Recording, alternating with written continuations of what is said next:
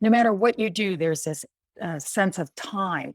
And I think sometimes it constrains you. And myself, considering I'm what I call a late bloomer or a very late bloomer, I didn't get my commission as an officer until I was 40. So, and that was because I went into the Air Force Medical Service, because the other areas don't even take you at that age. So I was starting over at 40, and I was used to that. I think that's one of the biggest things I learned throughout my career is time is not an enemy. It is not an enemy. It's to your benefit and what you do with it. Welcome to Your Next Big Project is You, a podcast based around the theme of time. Time to be able to press pause on life. Time to reevaluate what's important.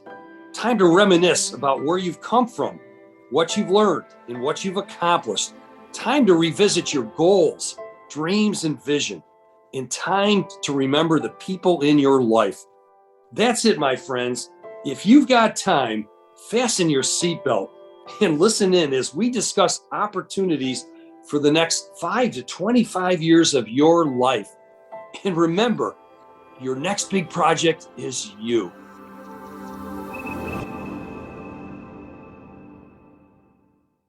Welcome to our podcast. Your next big project is you. And what a special guest I have today. It's someone that our families brought together. Who would have ever thought youngest daughter, Liz, marries Judith Patton's nephew, her brother's son, Cody. And here we are, our families have become united families. And Judith and I have become good friends. And Judith, for the first time I met you, your kindness, your warmth, just speaking from your heart, your business experience, your perspectives.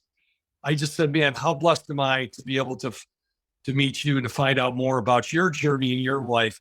And so welcome to the podcast today.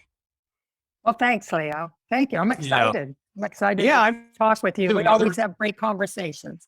Yeah, and there was such an interesting story about your journey from the military to all the success in the private consulting world. I know that from your educational background, all the things you've done, authorship, the really interesting journey, military and private consulting. Tell us a little bit about that journey, please. Yeah, I mean, it's been amazing. It's really been amazing. I've been blessed, and I'm still on it. I mean, really, I'm still on my journey. We talked about this, how things influence you so much, and you end up, like I told you before, I always think you're always where you're supposed to be. So that journey just took me places, and I've been very fortunate. The military career was something that I just can't imagine not having that experience. You know, the consulting, what people say about consultants, we're pretty close to what people say about lawyers, right? So, right, yeah.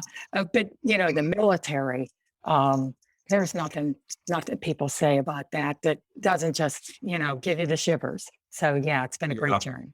Well, thank you again for serving as well. And beyond that, I remember talking to you about that day that you became officially part of the military. And you were telling me a story about having your husband there, having your mom and your dad there, and other family members, and just how significant a day that was for you. Tell us about what happened there, because a lot of people that don't have military background, and just that pride and that sense of joy of, I'm sure, raising your hand, taking it all, people placing medals on you, or as you said, let me not tell the story. Tell us more about what happened to you that day. Yeah, that day was really special because I had been in the military for about 11 or 12 years already. I was enlisted, and I had a wonderful career and was doing quite well. At least I was happy. And one of the commanders asked me if I wanted to come up and work in his unit and take a commission. And I hadn't even thought about getting a commission, even though I had my undergrad, my master's degree at that time. I was on a different path. And this is what I mean. I talk about this all the time about somehow people connect. And he came to me and I just said, yeah, I'd be interested. And it just went on from there. And the odd thing about it is he ended up getting transferred out before I even worked for him. So here he is asking me to come work for him and he leaves. Well, then when we wanted to have the commissioning, that's a really big deal to be a commissioned officer in the military. And it requires a formal reading of the oath. And John had been retired. John, my husband, had been retired for many years. And he gave me the oath as a retired officer. And then he came up with this whole ceremony. My father, my uncle, my brother was there. My father and uncle were World War II veterans. And let me just tell you, this is weird. My father was in World War II. He was in the cavalry. I never even knew that. No, that's ridiculous because he never spoke about it. I knew he was in the military. He never talked about it, but I never asked him. And John's the one that said, I talked with your dad and he was in the 101st Cavalry. So, he said, we need to have your dad participate in this ceremony. And so that's kind of how that all happened. And then my uncle was in World War II and Korea. He was in the submarines. And so he put on my bars. They both pinned on my bars. And then my mother came up and put a rose on my uniform.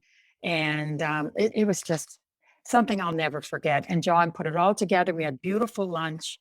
I had about 30, 40 people there, colleagues, family. It was really wonderful. Wonderful. Yeah, I can't even imagine the sense of pride for you.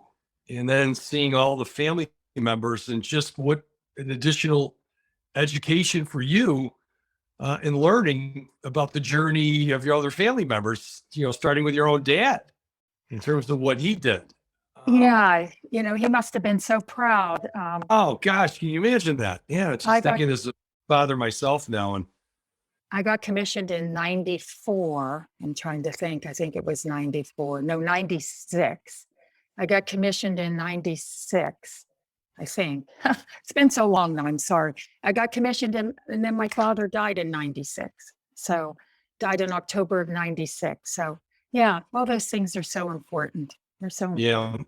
Yeah. I don't even know if I told you this. My brother was in the Air Force as well. And to this day, God rest his soul because he's gone now.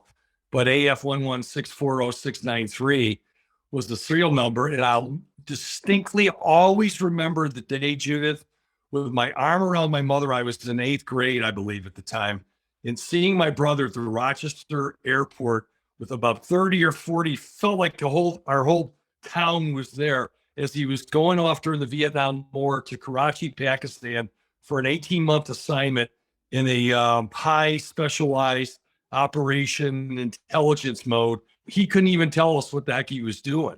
So I remember that to this day, still get goosebumps when I think of my family. And I was a young kid watching my hero, my brother, go for a year and a half. I can only imagine what it was like for you. You made such a difference. Your family's made such a difference. We talk about that in our journal too, or our journey today about our sabbatical experience. And we're helping people, and you're part of this cohort, talking to people about achieving a life of significance. And it's one of these aspects, and partly some of your feedback has been that the journey of significance, it continues to take its own path, its own road. I mean, share with some of your perspectives that I know you've gleaned between the military and your private consulting and just living your life over the years about people on that pathway to achieving life of significance. Yeah, I think, we talked about this in one of the cohorts meetings about time, this sense of time, and how sometimes it really constrains us because we think we're supposed to be a certain place, a certain status, a certain position, whatever it is. This time element, even when you go to college, right? If you don't finish in 4 years, someone's talking about you, right? What happened? No matter what you do, there's this sense of time. And I think sometimes it constrains you. And myself, considering I'm what I call a late bloomer or a very late bloomer, I didn't get my commission as an officer until I was 40. So And that was because I went into the Air Force Medical Service, because the other areas don't even take you at that age. So I was starting over at 40, and I was used to that. I think that's one of the biggest things I learned throughout my career is time is not an enemy. It is not an enemy. It's to your benefit and what you do with it. And people really, somehow, when you're doing things non-traditionally or out of the norm, people are just naturally willing to help, and you get a lot of support, and then you get to give back, and you do the same thing for them, and you say, hey, I remember all these people helping me, and somehow you see people struggling easier. I think it made me more in tune to diversity, to seeing people in different ways, to see when I'd see somebody, when I would be a commander and I'd have 250, 300 people I'd be staring at, I don't see them the way they are or the way they see themselves. I see them as something else. Potentially, I see all these things around them. And I used to say that to them. I don't see, because they'd say, why are you making us, you're so hard on us sometimes. Why are you making us do that? And I'd say, because I see the potential. I see it. You have to see it, and then you will be there. And so I made so many friends, and and then they helped me be successful. So we were all successful together. I think that's what's important. Yeah, and I love your concepts, things like time is not our enemy. And I'm going to have some fun with you, rapid fire, because I've written down some other adage, almost like Judith Patton life adages or business adages, whatever. So you ready? I'm going to fire away at you. Okay, I'll do my best. I want your response to this. One time you told us, you said, Leo, some of us are surprised by our own success. What did you mean by that? Yeah, I think because, again, I always believe you're where you're supposed to be. So is that success? I don't know. Success is really defined by our happiness. That's really what success is to me, happiness. It doesn't matter what the poem, the dash, right, the cars, the money, the house, whatever. None of that matters. What I have found in working with people and having people around me is happiness. Are you happy with what you're doing and where you're going and what you think of yourself? And if you don't think of yourself as happy and successful, then no one else will either. Yeah, yeah. You superimpose on people how you feel, and there's nothing more important than that. Yeah, I've always been big on the legendary coach John Wooden's success quote, which is all about a direct result of self-satisfaction and knowing that we did our best. And the interpretation, maybe taking your words, Judith, is, are we happy? Are we living a life where we're making a difference and we can feel it internally as well? Here's the second one I want some perspective on as well. This builds off the time is not our enemy. You said we start to see things differently over time. So this is a good build off of what you said. Could you say more to that, please? Yeah. As you age, and I'm aging, obviously, we all are, we can't stop it. I love aging. I love the O's. I always say that to my brother and to, people, because we laugh about it. And I said, no, I love the O's. Someone told me they were going to be 70 or 80 the other day. And I said, oh, you're so lucky. You're on an O. You're on an O. I know. And they said, well, I don't think I'm going to like it. I go, oh, you're going to love it, because to me, every time you hit an O, it's like a whole decade of what is around the corner. You don't know. And that's how I always looked at it. So to me, that's just how I looked at that adage. It's just that constant thing of, if you have a lot of diversity in your thinking when you're younger, I think in your career, then as you age, you do see things differently. You start to spread the wings out, instead of, people think retirement is you're bored, but you're not, because you've had all these experiences now that you can really explore and live with people. And to me, family, we've talked about this. Family is the most important thing to me. Not that it wasn't before, but like most of us, we weren't around very much. So I'm not sure. We said it was important, but then we weren't around. But family is really super important to me. And I think as you age and your career changes and you look at things differently, that's different things are important to you. And the relationships, I think that's one of the segments in your journey here, your sabbatical journey, is relationships, personal, how you look at things, how you Yeah. interact. Yeah. I think so much of it too, Judith, is just your attitude. About the O's. How lucky are you? I mean, just the positive. Most people say, "What are you, sick?" You That's turn what it they into say this. sometimes. You turn it into this exuberance. Like, how lucky are you? You're starting another decade. Can you imagine what you're going to be learning, and that builds off another thing that you mentioned to me. You said, "Leo, life interferes with life." Where were you going with that one? Yeah. I think sometimes we have so many things going on at the same time. We're juggling a lot of things. For those of us, I was going to school, I'm, working on my dissertation. I was in the military, the reserve. I was, consulting, traveling across the world.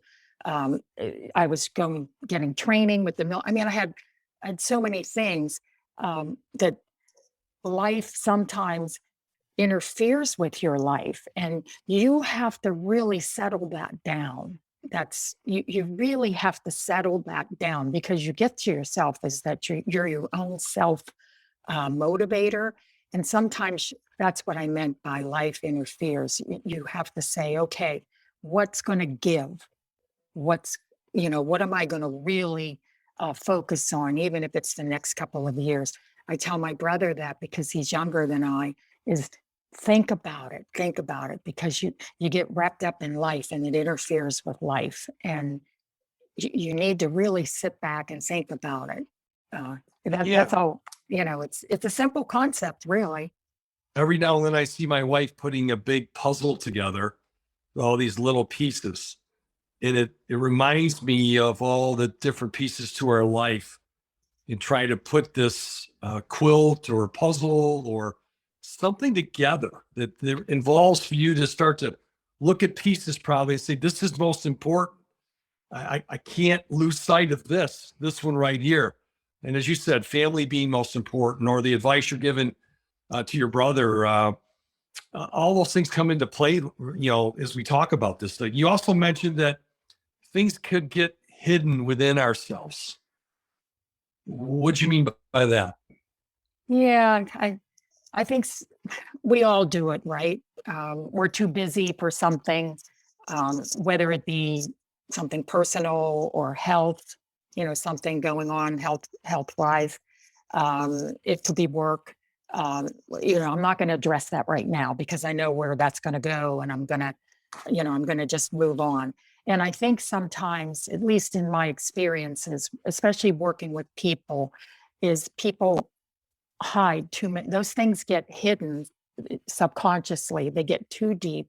They get too much into us, and we don't realize they're still there, and they're pecking at us.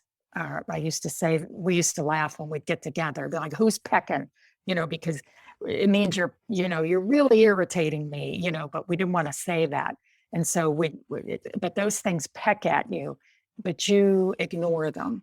And sometimes they develop into health issues, or maybe behavioral issues, behavioral health issues later, that you don't even realize you develop anxiety, or, Exactly. all kinds of things that I'm seeing now, that I wished I would have known then, so I could have helped more people as we moved along through the journey. Yeah, some of this pecking, what I've sensed as well, and one of the concepts that's in our program is living a life with no regrets. Right. And so sometimes the regret might be a simple bucket list, or these are things I want to do. These are things I'd like to accomplish. But this pecking sensation, to me, is also, as I'm looking out at the mountains beyond my window here today, is almost like having these rocks in your life backpack. and you're carrying around these rocks, right? And so you got the backpack on, you're trying to take a hike, and these things start to wear you out. They start to weigh you down. And I think like who's pecking today, it's almost like you can feel the rock in your backpack. It's like, and at some point to say either stop pecking, but how much of this sometimes is like decisions you can make yourself. Sometimes I got to look inward myself to say, am I even pecking? Am I doing things? Can I get rid of this rock in my backpack? So I love that when you talk about that and that other way of interpreting that. The other thing you told me once was you're telling me a story from your military background. And I'm curious from your life experience here, Judith, when you see people that have accomplished so much, yet their own mirror of life. And some people that are very successful don't even acknowledge their own success. And I believe you told me a story of a fighter pilot that was consumed with the fact that they saw their life sort of as a failure because they always wanted to be an astronaut. And how do you deal with people like that with your consulting background as well? Yeah, I think, well, maybe that goes back to regrets. No regrets. I don't have regrets, at least that I'm aware of to myself. But I think a lot of times people get wrapped up. Now, this particular person was very happy and did move on and become quite successful in what she was doing. But when she said that, I was, prior to her speaking, because I was after her, I was surprised. I'm thinking, wow, what am I going to say after this person, a fighter pilot? After what's going to be interesting that I'm going to say? And when she said that, all of a sudden, I realized that we were all important and we all had a contribution, because the way she was looking at it was she wasn't as important as we were making her, because she had other aspirations that she didn't feel either. And I think as successful as we all are, we all have little things that maybe we didn't accomplish, that not that we regret it, but along the way, there are things that you say, yeah, I bet if we made a list of all the things we did and all the things we didn't do, we'd be on top, of course, and happy and successful. But it's interesting how those things that you don't accomplish, you don't want those rocks, you don't want that baggage, you just forget about them, because everything that's ever happened to me that I wasn't really sure that was a good thing or was going to work out, it wasn't the way I wanted it, it led me to something better. It just led me somewhere else to something better. And Yeah. I truly mean it. It's for me to have the career I had at the stage in my life that I had, and it helped me with my consulting. My consulting helped me with my military career. It just went hand in hand and made me a better person. And hopefully I continue that, to help Yeah. people be a better person. I have this image of you sitting in on a coaching session with somebody that we both know. And this person was just going off on their own internal rants, but sharing it and finally opening up to us. It's like we were able to unzip the zipper on his chest and we were hearing from what was really in his heart and soul. He's using words like the challenges he was confronted with, the battles he was facing, some of the conflicts, not sleeping as well, just not sure what was going on. And so people didn't pick it up. And you immediately said, you're in a good spot. You took the total opposite. This person was like burying his soul. Everybody. And it's like part of us felt so sad, or, and you're saying you are in a good spot, because first step is this was awareness. So take it from there for me, what you were hearing. Yeah, I really sensed the frustration. And it's kind of like when I was telling you, when I see people and I see a lot of potential they don't see, it's just I see those things. And I was feeling his frustration. And I didn't see it as frustration. I saw it as his awareness that he really knew he was stuck, whether it was on a merry-go-round and he wasn't willing to get off yet. Okay. He was just going to keep going around and around and around, and pretty successfully. So not that bad, right? But he realized that he was getting dizzy. Yeah. This is making me dizzy. This is making me crazy. And I think that to me was just amazing. That was such a positive thing that he would say that, especially to a group of people who he really didn't know well. So maybe you know some of you, but a lot of us he didn't, and kind of open up to that and tell us. And so I saw that as very positive. Um, I don't know if he's done anything about it yet, or if he felt that it was positive, but I think it is. I think it's awareness, and that's the first step to maybe making some change, or to even thinking about, a lot of people, they become aware, you help them out, and they still never change. It doesn't mean, to me, it doesn't mean I was not successful with that person. It doesn't, because that person is in control of their own self, and they will decide. And it might be 10 years later, 5 years later, 3.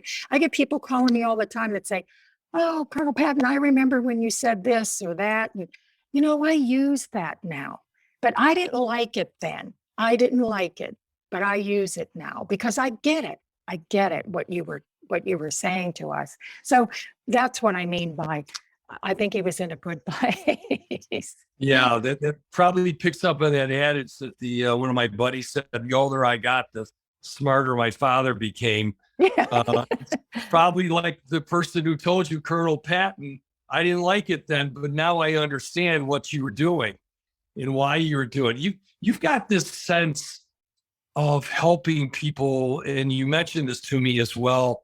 I think when you talked about basic training or some of the things that you didn't like, you saw people struggling, and you wanted to help people that were struggling.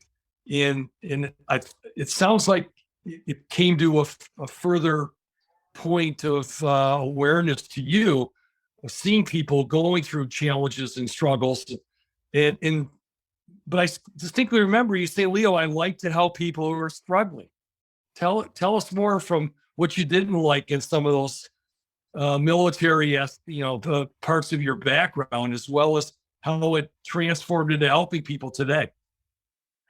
Yeah, I think, well, again, I was older when I went to basic training. So I was 29 years, almost 30 years old. So I wasn't really prepared for being treated like a small child and screaming at you all the time, and everyone really, and really beating down on people, not physically, but verbally, and just in just the way they treated people. And I really didn't like it at all, and I wanted to leave. In fact, my brother, you can probably ask him, I think I called home and I was crying or something. I was like 29 years old, and I'm like, I don't want to be here. These people are terrible. And I just felt that they were dehumanizing people. And so I helped as many people as I could, and it helped me because it took it away from me. But I had never really been in a scenario where I was screamed at all the time, and pretty much battered verbally. We hadn't grown up in that type of scenario. Now I get it. I get it now that I'm gone, and I get only 50% of the people ended up finishing. And that's why, because they want to make sure that you can endure that type of discipline. But at the time, I didn't get it, and I didn't like it. But it helped me. I took my mind off of it by helping other people who were struggling. And people helped me, because I used to say, I don't think I should be here. I'm not sure. I have 6 or 8 weeks of this, and I don't know. I could just leave, which I couldn't. I couldn't leave anyhow, because I was property of the government. I could not leave. But in my mind, I thought I could just leave. Wow. Well, Yeah. Yeah. it's funny, people to the issue of struggling and as we age and things like this. And one of the questions we ask participants in the program you're involved with us on is this: who inspires you? Who inspires you today as well? And hopefully a good question to end up on, because I know this is personal and emotional as well, but you didn't even hesitate. You said, my husband inspires me. Yeah. And why, I had the pleasure to get to know John a little bit as well. And tell us why, John inspires you to this day, from your perspective. Yeah, he's been, he's a lot of things to me. He was a military member, even though he left. My career was kind of starting, his was ending. but I knew him from the military. I knew him as as someone who was in charge. So I had a certain respect for him long before I knew him personally.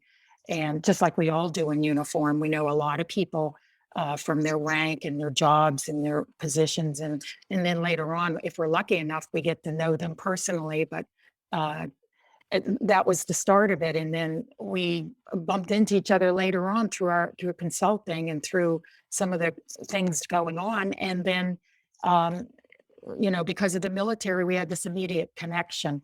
But he was always so kind, and he was always so professional, always prepared, very smart. He's an engineer, but very quiet, very calm, very cool. He was a Vietnam veteran. He went to special ops training. He worked with the gunships, they called them spooky aircraft because they worked at night. And his job was to make sure he was an aircraft maintenance officer in charge, and he was supposed to get all those planes in the air at night to help everybody on the ground. So there are people still today when we're out, they'll say to him, "Oh, where were you? What'd you do?" And as soon as he says the spooky gunship, they're like, "Oh my God, you saved my life. I was in a ditch and we called for help and that thing came in." And so I hear those stories over and over with him. And in his own professional career, he ran an international operation of 2,000 people. He did so many wonderful things that he helped me when we got him. He's my business partner when we went into business together. So he's been so many things to me. And they've all been good and they've all been interrelated. And he's really made me wiser and better because I learn a lot from him. Just like I'm sure he would say hopefully he learned something from me. But he's unfortunately developed in later years here, he's developed a very debilitating disease. And it takes its toll and on both of us. But he never complains. He never says anything. He's this, my family will tell you, you met him. He just plugs along and he doesn't want to be a burden. We talk about that all the time. But his career was probably 10 times better than mine. He was a colonel at like 42 years old. He could have been a general, but he ended up taking a different path. He's amazing, but he never talks about it. He never talks about himself. But if you ask him, he'll tell you. He's the wealth of information. And he's been, like I said, I don't know what I would have done without him in my career. He's helped me a lot. Well, for all of you listening, the way Judith just described her husband, John, I'm wondering how to describe people in your life who have, that you love and who've touched your hearts the way John and Judith's marriage, and I've seen it up front and center.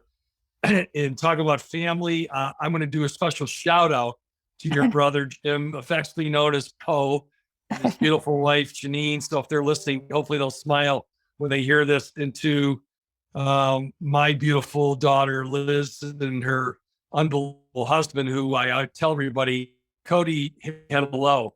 It's like the movie, it stops. You had me at a low. I had me at a low the first time I met him. So special shout out to the family that I know we both love.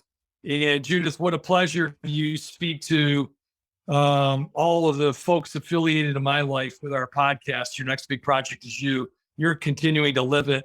And I'm blessed to have you in my life as well. So thanks for joining us today.